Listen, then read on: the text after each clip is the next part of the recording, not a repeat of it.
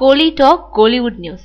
15 மொழிகள்ல 2.0 படத்தை டப்பிங் சேர்த்திட்டம். ஷங்கர் இயக்கத்துல ரஜினிகாந்த், அக்ஷய் குமார், எமி ஜாக்சன் மற்றும் பலர் நடிக்க சுமார் 400 கோடி ரூபாய் செலவுல தயாராயிட்டு வரும் படம் 2.0.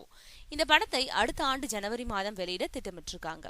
இந்த படத்தோட படப்பிடிப்பு முடிவடைந்தாலும் படத்தின் கிராபிக்ஸ் காட்சிகளை முடிக்க மட்டும் ஓராண்டு காலத்துக்கு மேல ஆகுன்றதுனால படத்தோட வெளியீட்ட தீபாவளி தினத்திலிருந்து தள்ளி வச்சுட்டாங்க. உலகம் முழுக்க பாகுபலி 2 படமும் சீனாவில தங்கல் படமும் சாதனை புரிஞ்சிட்டு இருக்கிறதுனால 2.0 படத்தையும் சுமார் 10,000 தியேட்டர்கள் வரைக்கும் உலகம் முழுக்க வெளியிட திட்டமிட்டிருக்காங்களா. அதுக்கான விநியோக வேலைகளை இப்பவே ஆரம்பிச்சிட்டாங்கன்னு சொல்லப்படுது.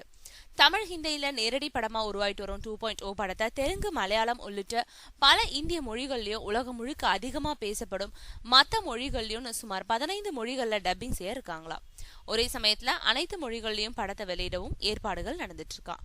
பாகுபலி 2, தங்கல் ஆகிய படங்களின் வசூலை முறியடிக்கும் அளவுக்கு 2.0 படத்தின் விநியோகமும் திரையிடலும் இருக்கும்னு சொல்றாங்க.